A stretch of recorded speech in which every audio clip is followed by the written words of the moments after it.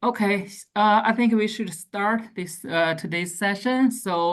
Uh, uh, so let me introduce myself first. So my name is Yongqiang Lin. So I'm in China Institute in New York now. China Institute is located in Lower Manhattan. So welcome everyone to join today's Lunch and Learn. So I would like to I think we have a lot of old friends here. So is there anyone joining us for the first time?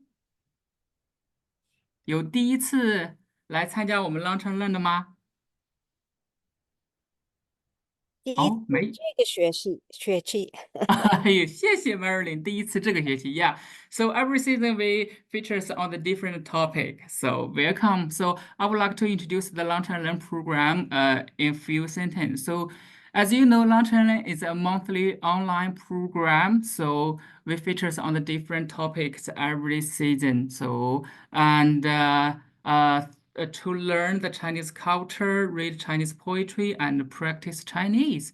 So every season we will have different experts from the different field to introduce Chinese culture, the poetry, the calligraphy, and different share everything with us. So we are very glad to have everyone here today. And as you know, each session will be recorded and uploaded to the China Institute YouTube channel. So you will have a chance to review that after each session. So today, I'm very glad to share with you. So we have two new students from East China Normal University joining us, just like Liao 老师申展 Liao mentioned last time. So for this season, we have Cao Bojing and Wen Chenxi from East China Normal University joining us.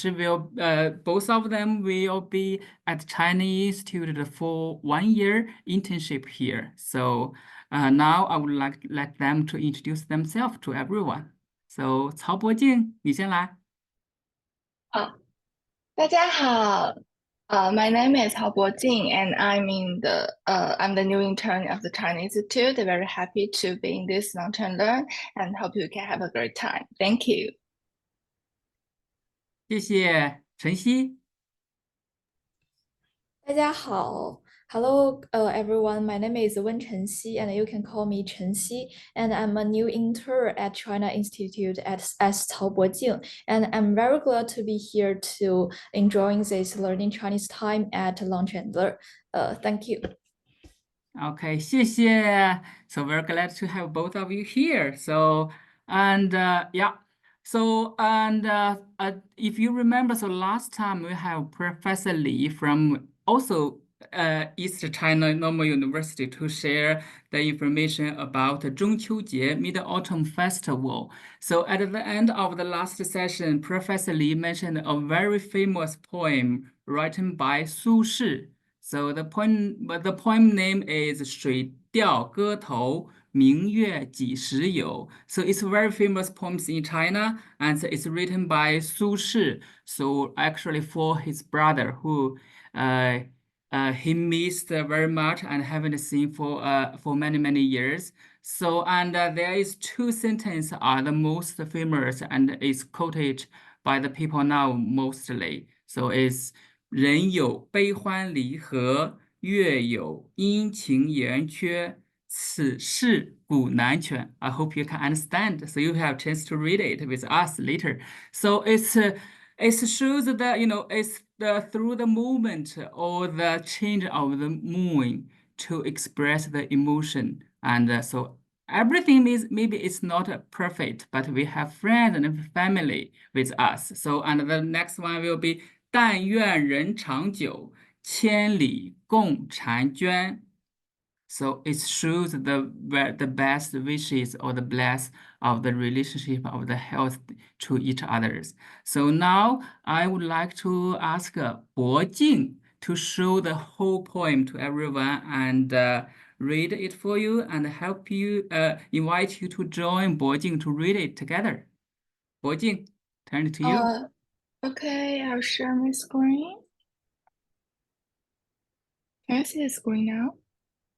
可以的。可以啊。好的，谢谢。Okay, now I'll read the 水调歌头明月几时有 by by 苏轼. And please just listen and take the rhythm and meaning of the poem.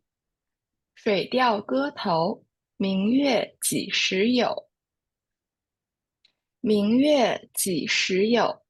把酒问青天。不知天上宫阙，今夕是何年？我欲乘风归去，又恐琼楼玉宇，高处不胜寒。起舞弄清影，何似在人间？转朱阁，低绮户，照无眠。不应有恨，何时长向别时圆？人有悲欢离合，月有阴晴圆缺，此事古难全。但愿人长久，千里共婵娟。Okay, so for the second round, I'd like you to join me in the reading. Okay, everyone, please turn on your microphones and we can read it together.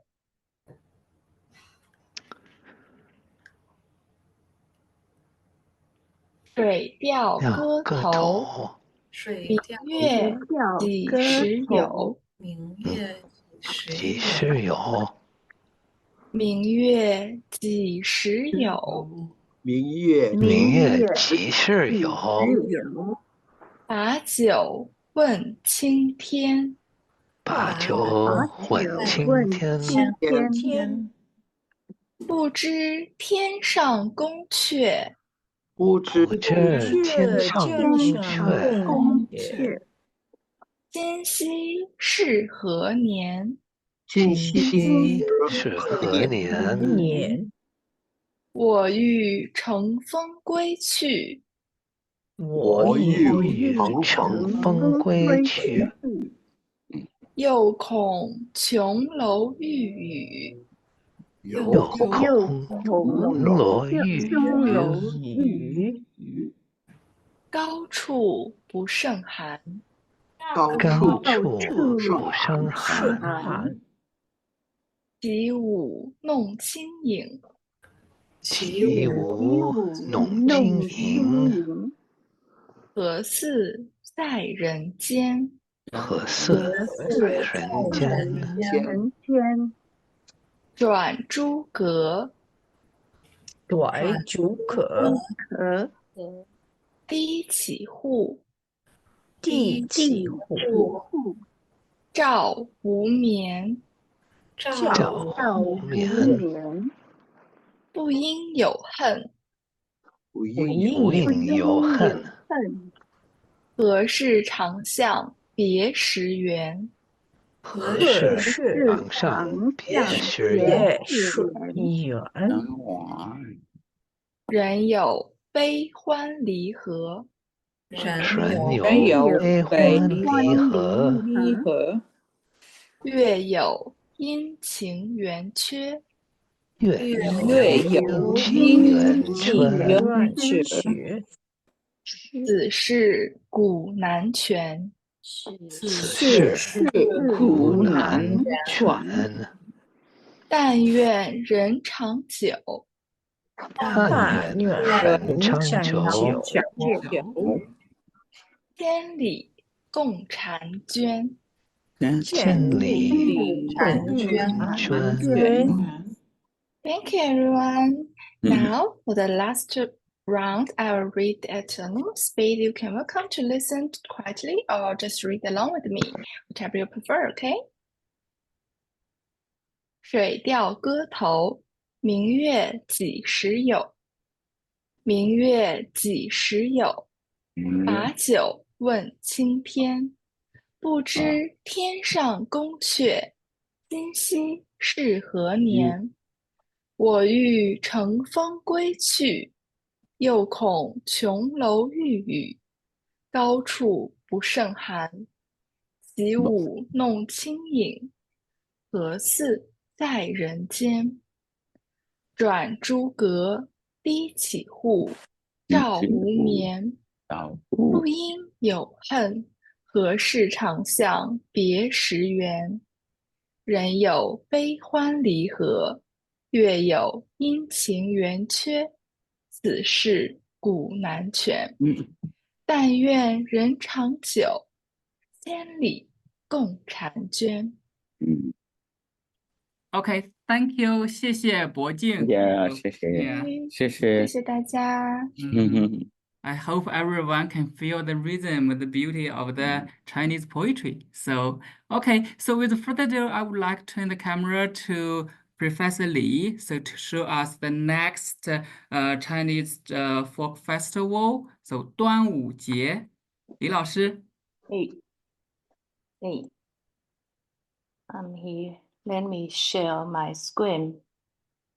Ooh, where is my? Wait a minute. 李老师，我们现在看到的是你的桌面。好的，我来看一下啊。端午，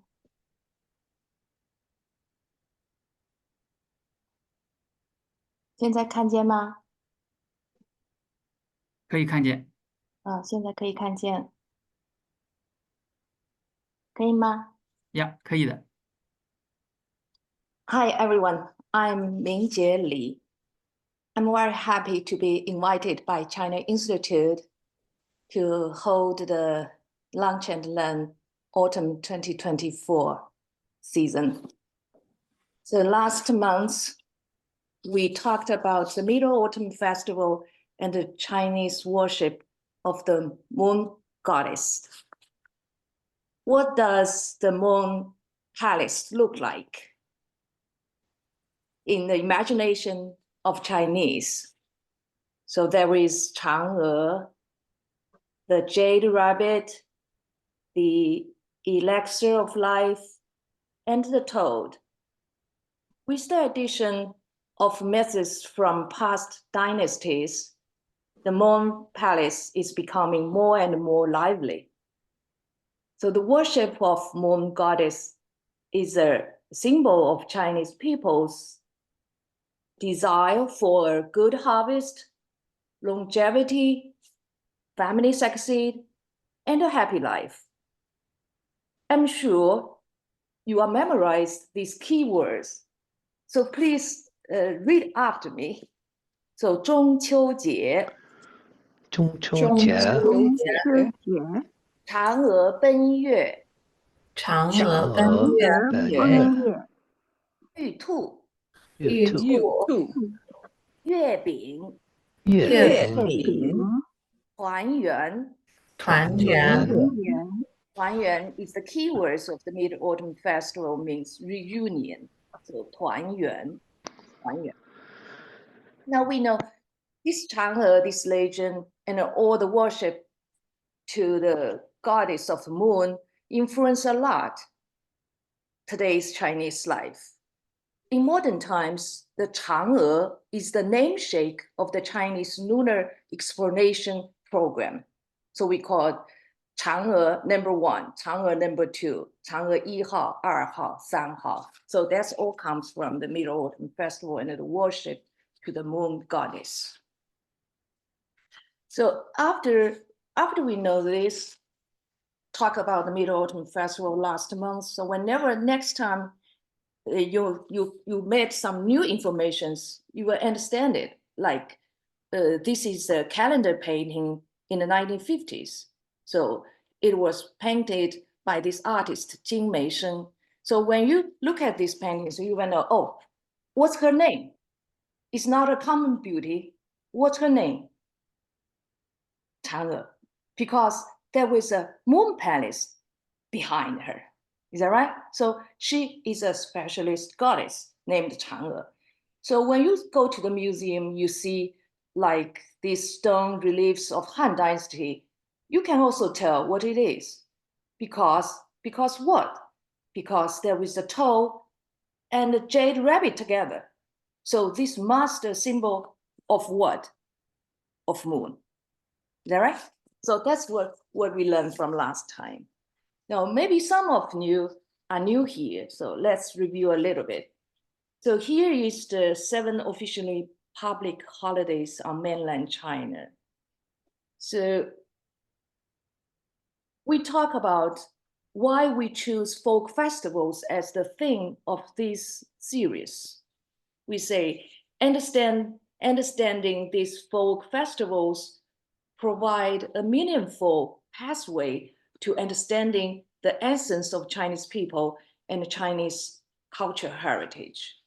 So that was, we have chance 4 months for the Lunch and Learn. So we talk about these 4 folk festivals among these 7 official public holidays. So last month, we talked about Mid-Autumn Festival, and this time we talk about Dragon Boat Festival.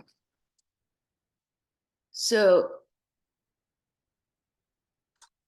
and I still need to mention a little bit about the Chinese lunar solar calendar. So the most celebrated Chinese folk holidays are all based upon the Chinese lunar solar calendar. The Chinese lunar solar calendar is also called Nongli or Yingli. It's starting in the 1912s. The Gregorian calendar is used together with the lunar solar calendar in China. So, but one is an obvious line, and the other is an implicit line, especially in the public life and the urban life. The Gregorian calendar is used most of the time. But during folk festivals, every Chinese seems has a culture clock. They were switched to the lunar solar calendar, especially in the China's vast lunar areas. The lunar solar calendar still play an important role. So, for example, today is also a folk festival. So we call it double nine. So in a traditionally Chinese spirit concept of yin and yang, so 9 is a yang number. So today is October the 10th, the 11th. What's the date today? Let me check. So you see the calendar here. So today is the October the 11th. That's the Gregorian calendar according. But according to the Chinese Yingli, so it's the 9th day of the 9th lunar solar month. So because 9 is a yang number, so today is excess yang. So this day is also called Double Night Festival, but it's not a public holiday. It's a folk festival for offering sacrifice to the heaven, because heaven is yang, and respecting the elderly. So this morning I give my mom a call because it's we call holiday of respect for the elderly. So today is Chongyang-jie, but it's not a public holiday like many holidays here. Is not a public holiday, but some people celebrate it.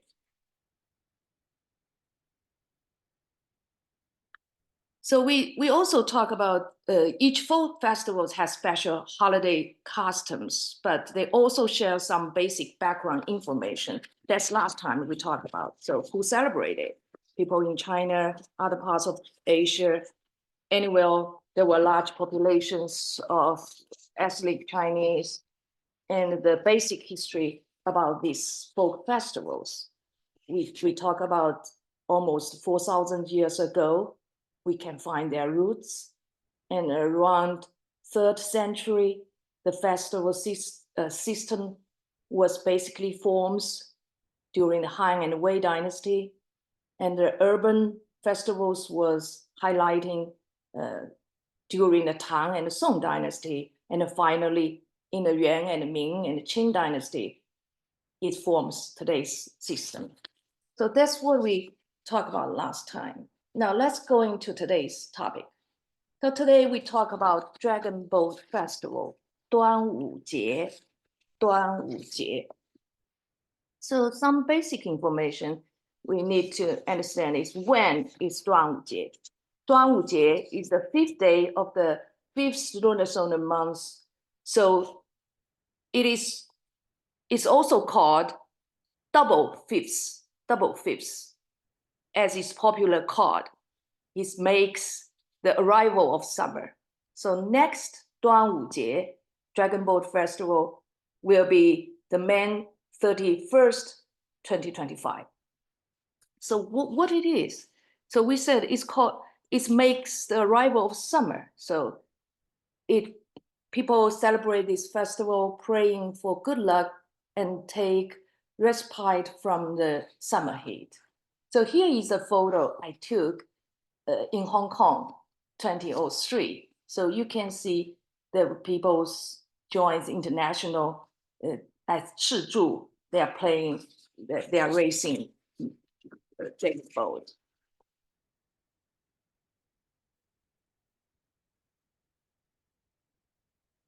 So this is the basic information. What's the ritual for this festival? What people do? So people these days, it is celebrated by holding dragon boat races and eating sticky rice dumplings called 粽子. So I use this cartoon here. You can see there is a dragon boat and there is 3 粽子. They're packaged like a 粽子. So eating the 粽子 is a kind of rice dumpling. So we need to pay attention. This 端午节 Dragon Boat Festival is very important because in 2009, UNESCO officially approved the holidays including in the representative list of the intangible of humanity. So, but did you ever think about why do Chinese race dragon boat on this day? Did you ever think about this question? So we are lunch and learn, but we still very serious, want to know some serious knowledge. So did you ever think about why do Chinese race dragon boat on this day? I guess many of you have heard of an officially mainstream saying, the Dragon Boat Festival is to commemorate Qu Yuan, a real historical figure. So Qu Yuan almost about lived 2,000 years ago, almost lived 2,000 years ago, Qu Yuan. That's when he was born, not so clear, but when he was died, is very clear by Chinese. So 2,278, more than that ago. So here there is a picture of Qu Yuan made by the artist in Ming Dynasty. And this wood block right now is collected in Shanghai Library. So that's what he looks like. So he is a Chinese point and a nobleman in the state of Chu during warring state period. So there was popular legend has it like that. So when the capital of Chu, that's Qu Yuan's homeland, was occupied by Qing, Qu Yuan was so desperate that he threw himself into the river. And the villagers carried their rice dumplings and boats to the middle of the river and desperately tried to save Qu Yuan after he immersed himself into the Mirror River, but were too late to do so. However, in order to keep the fish and the evil spirit away from his body, they beat drums and splashed the water with their paddles, and they also throw rice into the water, both as a food offering to Qu Yuan's spirit and also to distract the fish away from his body. The act of racing to search for his body involves gradually become the cultural tradition of dragon boat racing, held on anniversary of his death every year. But being a scholar of folklore and culture anthropology, we believe in what we found in field more than what was written in the book and by mainstream media. So, for example, we also can heard some other theories about the origin of dragon boat festivals in the lower reaches of the Yangtze River. People worship not Qu but Wu Zixu and Cao E. There was another two people they said they celebrate Dragon Boat Festival for. So at the right side, there was a picture about Wu Zixu in a book, in an ancient book. Now, especially in the Suzhou, Jiangsu province, people memorize Wu Zixu for Dragon Boat Festival. If you pay attention to the time of Wu Zixu lives, Wu Zixu lives earlier than Qu Yuan. He was a Chinese military general and a politician of the Wu Kingdom in the spring and autumn period. He helped the old king of Wu to defeat Chu and become the prime minister.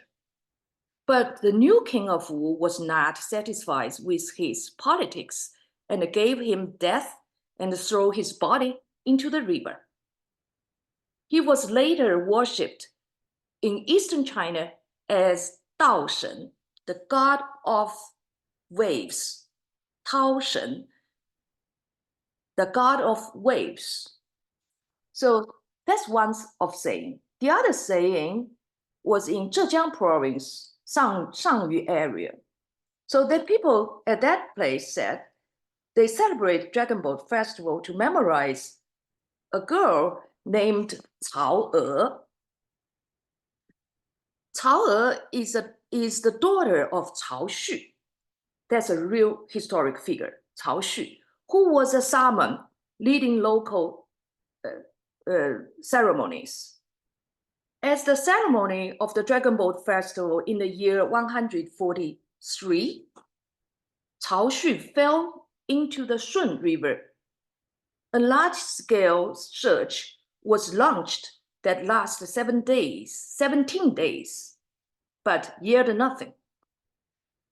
Cao E, his daughter of 13 years old, decided in a cause of filial piety to search for her father in the river. After 5 days, she appeared above the water with her father in her arms, both dead from drowning. This act makes Cao E a very famous girl, a textbook example for filial piety. So let's think about these three figures. They are real historic figures. So what's in common? What's in common? Do you feel something in common of them? Qu Yuan, Wu Zixu, and Cao E. They are the person who common people to memorize them during this time. You will find, oh, they all died unnatural deaths. Is that right? All drowned, and all had moral virtues. Therefore, all are worshipped as saints. They also become representatives of the underwater dead and of certain morals, especially loyalty and filial piety. Most Chinese pay much more attention on these two kind of morals. So Qu Yuan, of course, is the most famous, right now. Since his death, Qu has evolved into a model of loyalty in Chinese culture. As a representative of patriots, Qu has been commemorated by all dynasties. So we can understand this. So the official media is keen on this kind of propaganda, but this probably not the whole truth. Yeah. So from what I share these real history stories, so maybe we will think about again. So is the purpose of this festival, is the purpose of Dragon Boat Festival to honor the underwater dead? So in some areas, so the Dragon Boat Festival activities still remain the original religion connotations of these folk festivals. So you have seen those two photos of field research photos. So you can see the left one was taken in Hong Kong, a village, a fisherman village called Daiao. So they have some kind sort of Dragon Boat festivals. So during the double fifth day. So these activities, in fact, originally in the 19th century, when they were a plague in Daiao, the idols are invited by local fishermen from each community's temple for worship and then placed on a boat behind the dragon boat and cruised throughout the waters to honor the underwater spirit of the dead. So residents along the coast burn incense and worship, and then the idols are returned to the temple. As a result, the plague was eliminated, and this activity became an annual custom. So this fact tells us something why people use dragon boat cruise their water area. So there was another place we find interesting to tell us some truth about this festival. I used the example of the Xisai Shenzhou Hui, that was called Xisai Sacred Boat Rally in Hubei province. So this Xisai Sacred Boat Rally was either a Taoist-led villagers activities. So these villagers celebrated the Dragon Boat Festival. The main activities include the production of the sacred boat, also called dragon boat, singing opera, parade, sending the boat into the water. The climax is when the Taoist priest dot the eyes of the dragon during the Dragon Boat Festival.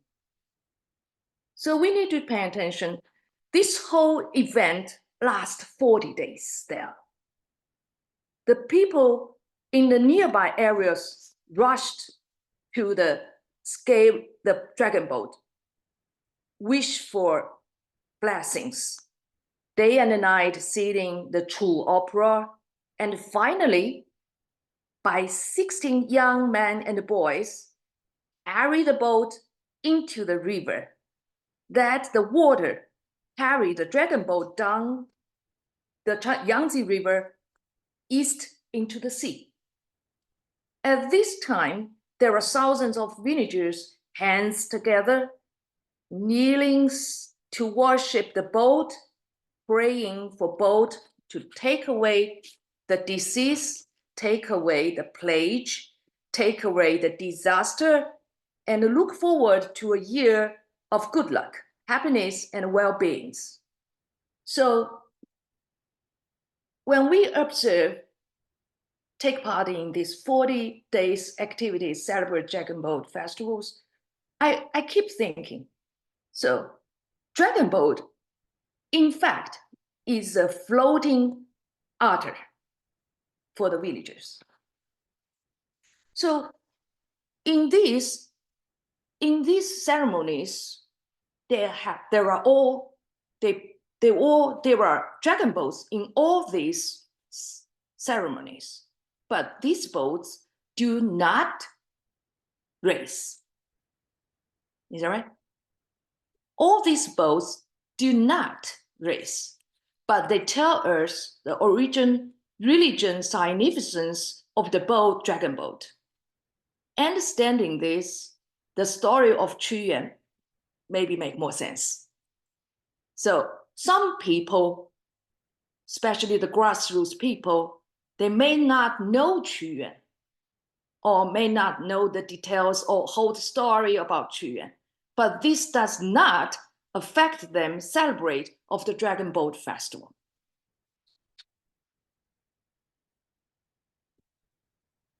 So I will add another woodblock paintings to tell what I thought about the Dragon Boat Festival, the real reason. So here is a woodblock print, folk print, made by Suzhou Taohua Wu, that's the area. So like what I mentioned last time, the folklore print is a form of colored woodblock print used for decoration and performance of the ritual during Chinese folk festivals. So we will see this picture, especially for the Dragon Boat Festival. The original version is from the Qing Dynasty. This is one of my collection. And this one was reprinted in the 1960s. So we can see there was some slogans on it. You see here, so that means 顺风大吉. That means smooth sailing and good luck. And here, there were some words. There were some 日进斗金. That means make a fortune every day. So please look at this picture. So you can find there was some non-fiction part and fiction part together, right? You can see, well, what is the non-fiction part? Non-fiction part is vividly colored Dragon Boat race, this part. That is non-fiction. But if you look at it, there was some fiction part because there were several gods inside. So you see here is gods of Zhongkui, protector from evil spirit. This is Zhongkui, the red-faced one. And then here you can find a Cai Shen, god of wealth, here. And you can find here, there was a He Er Xian, two immortals of unity and harmony. So I can make it more clear, these gods. So is that interesting? This print in joined non-fiction of the Dragon Boat races and the fiction of the gods together. So that tells us this festival based on folk religion. So I will show you more clear of these three gods. This is from the Civista East Asian Library, Columbia University. That was, I do this case study for 7 years. So with their permission, I use, the library permission, I use these copyrights here for teaching. So you can see the left one is Zhongkui. Zhongkui is one of the most famous of the protectors from evil spirit. The whole figure is red, a color that in itself expels evil spirits.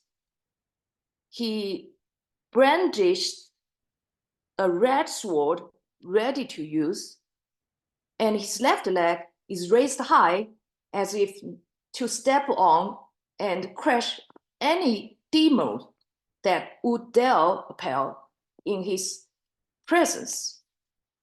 So that's a predator, that's protector from evil spirits. So in the middle is an increasing happiness god of wealth, 征福财神, 征福财神. He's a super smart, rational man. He's a real man, historic figure too. After he helped his master to become the overlord, he resigned from government to business. He moved 3 times to 3 different places and discovered business opportunities based on local condition. But each time, after he became a millionaire, he shared his money with others. Because of his rational and intelligence, people regard him as a civil god of wealth, 征福财神. So the right one is to immortals of unity and harmony. These two are gods of wealth too. Patron deities of merchants prayed to for prosperity. They are especially worshipped by business-involved partnership. Their pictures in sometimes pasted up on inner doors with a saying, being harmonious will give birth of riches, which in Chinese said, 和气生财. So we can see in this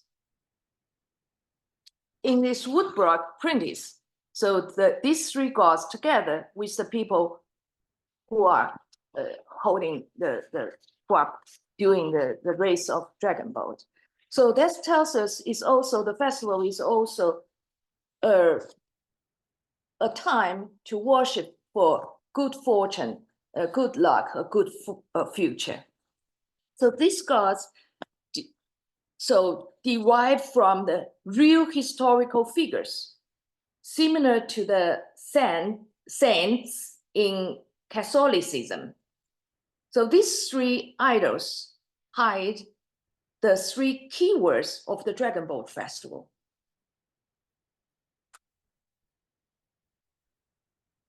Which are exorcism, wealth, and teamwork.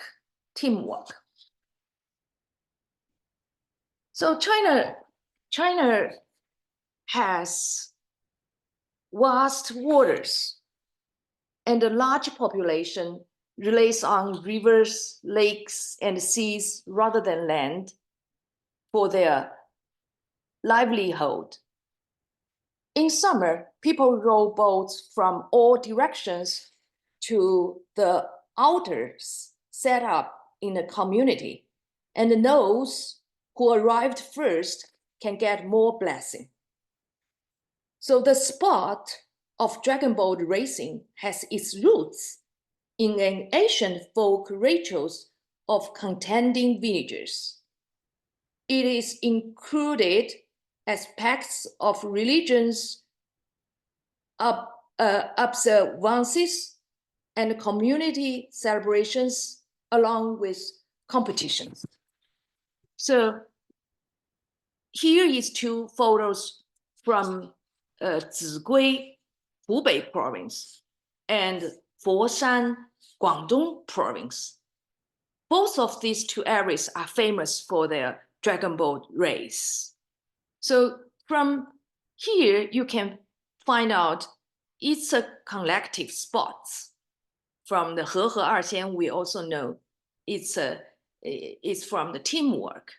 So you can find out the regional observances and the community celebrations and the competitions with communities. So all the neighbors join together and the community celebrate all this event and help each other to hold all these things.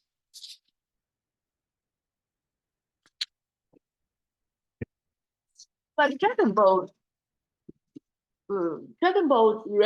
racing originated in the waters of southern China, not northern China.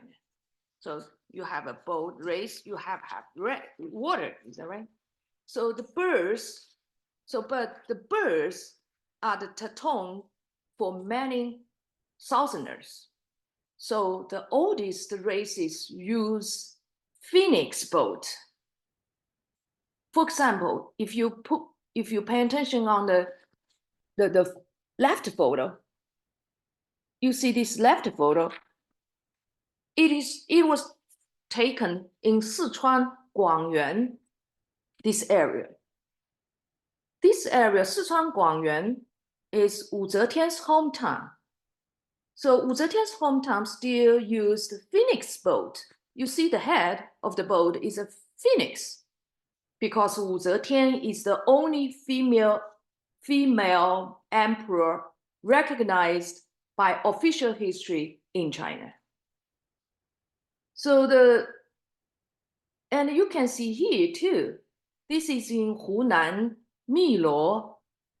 Miluo just the place where Qu Yuan suicided himself into that river, Miluo River. Miluo River goes to Dongting Lake. That's the third biggest lake in China. So in the Miluo area in Hunan province, so they use the boat with a dragon head, but phoenix tail.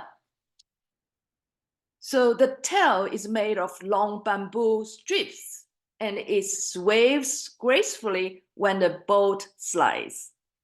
So these areas keeps the phoenix as one key point of this boat.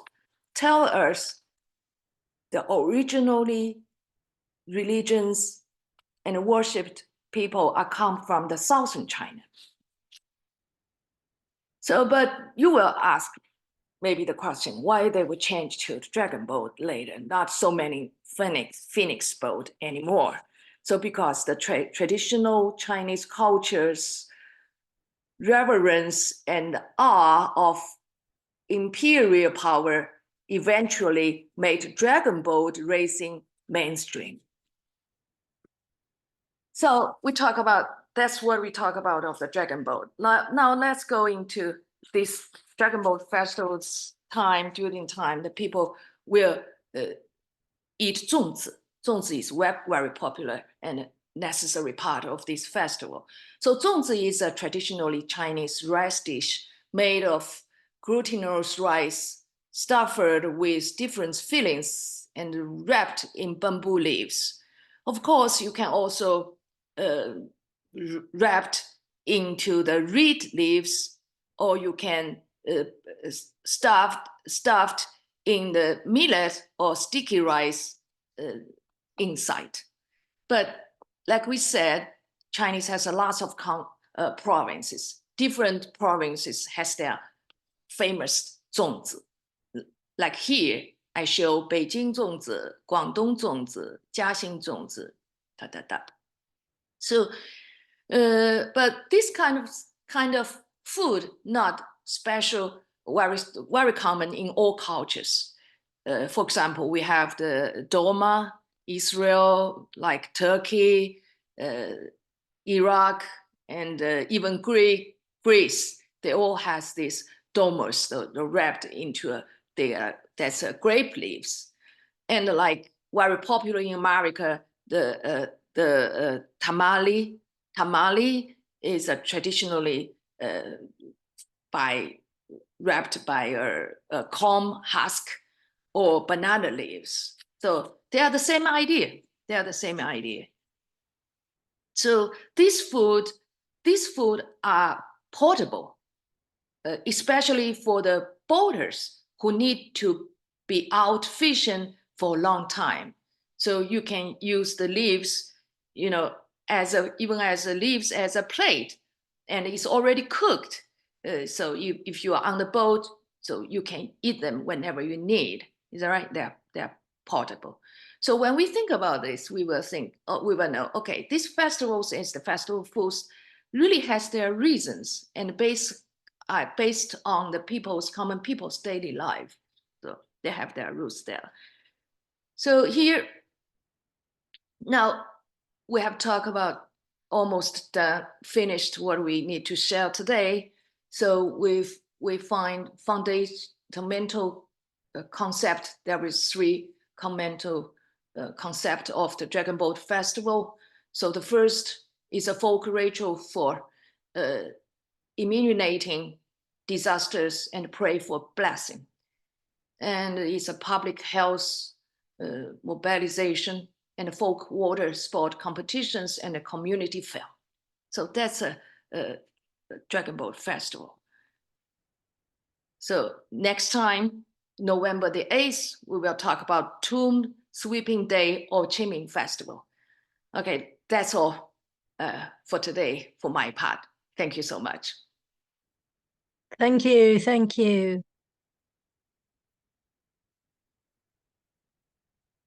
Yeah.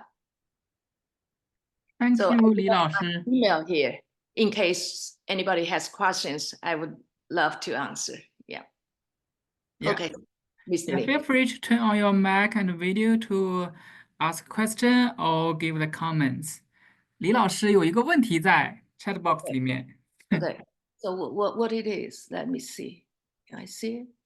Marilyn 在问那个端午2个字。 Okay. So 端午 means double fifths, exactly the middle of summer. That means exactly the middle of the summer. So here there was a 端午. I write these 2 characters here. 端午. So by the way, if I still have several minutes, I will add more information about this festival. So double 5 day was the hottest day, like exactly summer. So it's the hottest day, and it was believed that the heat will cause illness. So because all the poisonous animals and bugs would then begin to appear. So there is a custom to avoiding these 5 poisonous creatures. Traditionally, this is the 5 kind of poisonous creatures. They are often used as patterns on children's clothing and patterns related to Dragon Boat Festival. So because people believe that the 5 poisonous creatures can fight poison with poison, fight poison with poison, and prevent the body from being harmed by the 5 poisonous creatures. So other way to protect themselves on this day was by hanging pictures of Zhonghui, the god, the Zhonghui. It was also customary for Chinese parents to let their children hang small pouches filled with mugwort around their neck, or hanging mugwort and common mass on their door to prevent the heat, which will bring the poisonous creatures to their house. So that's 端午 is protecting themselves from all the disease, plague, and bad luck. So somehow, like including doing sports, the race, dragon boat, so make them strong to prevent all these dangerous things. So spirit, ever spirit, and the spirit dead in the water. So, any other questions?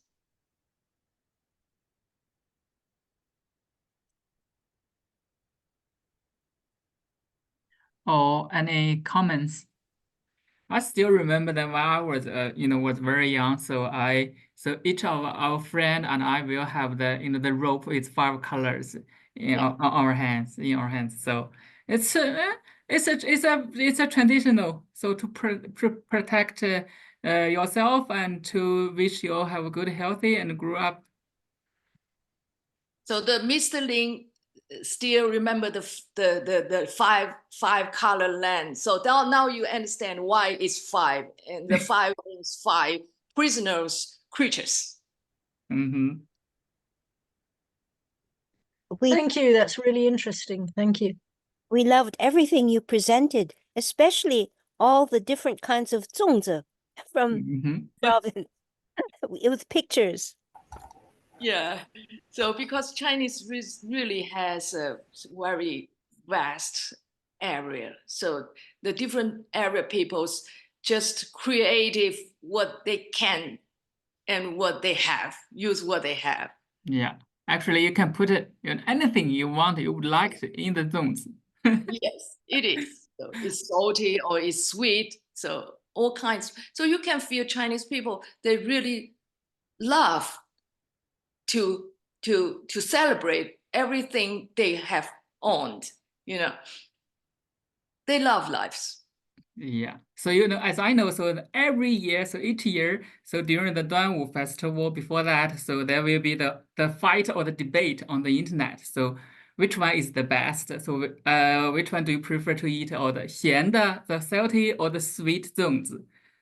So every guy proud of their own homeland and their own habits. So, but in fact, this kind of competition just show they're proud of their homeland. You know. Yes. 哦，我们还有2个 Eric 问了一个问题。I cannot see from my 哦，哪5个颜色啊用在那个5色绳里面？ So this is the red, the What? red, the yellow, the red, the yellow, the black, red, yellow, black, green, and red. That's it. You said red to begin with. 你已经说了红色。Oh, you're really. So let's see. 红, 蓝, 绿. 哦，蓝，你还没说 Oh, blue。 yeah, let's say it again. So, 对。so red, blue, green, white, and black. 对的。Thank you，李老师。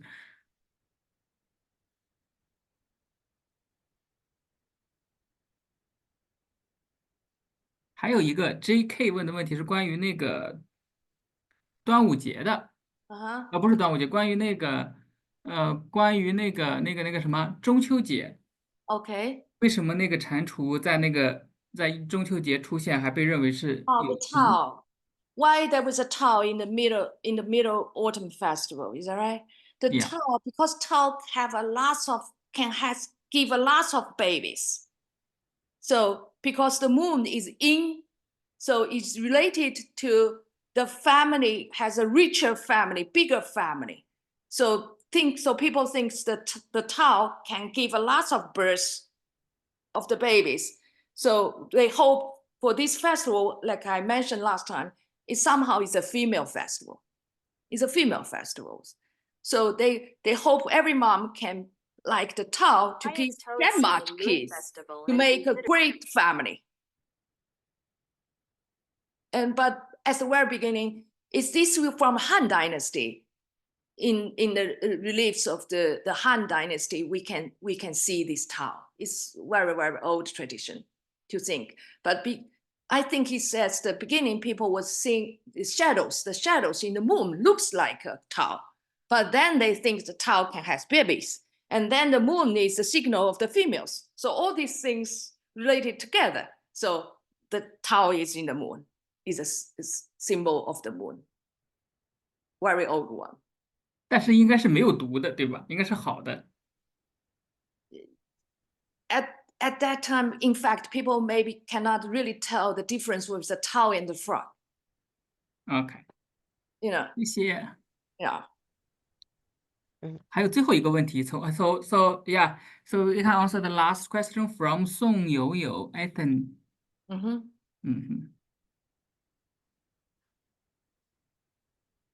你能看得到吗？ Why I cannot see from my screen? 在那个 chat box 里面。OK. 我也可以说出来。 Yeah. 好，可以说请讲。这个端午节跟儒家思想有接近的关系吗？ Of course. 跟没有。儒家的思想 of course. So we just said why we celebrate this. So why any dynasty, no matter we say it's propaganda or they say their way of saying, they all will mention Qu Yuan or Wu Zixu or Cao Er. Why? Because that's too virtual inside. There was virtual inside. That was we say the loyalty, and the loyalty and the Cao Er is example for the filial piety. That's the most Rujia, or we say Confucius, emphasize the virtue. So that's why the mainstream media every year repeated these stories. Even if the common people, they just make a Dragon Ball and carry it to the Yangtze River and let it flow to the sea. They have their own wishes inside. But the mainstream media will emphasize it and will reread it in another way to say, oh, we just memorized Qu Yuan and Cao Er and Wu Zixu. So of course it's you know that. So is that okay? This answer okay for you? OK， 好，谢谢李老师。Thank you very much， 李老师。I think the time is up. So thank you, 李老师 again for the introduction of 端午节. So I hope everyone has a deep understanding of 端午节. And also I would like to remind you that the recording will be available on the YouTube. So we will send out the link, the recording link to everyone in the follow-up email. OK, I think that's all for today. 谢谢李老师，谢谢大家。谢谢你， everyone 谢谢老师， Thank you so much. 谢谢老师。再见。Thank you so 再 much. 见，长周谢末愉快。谢你们。谢谢大家。Yeah，谢谢谢你，李老师。再见。再见。再见，See you next time. See you next time. Yeah.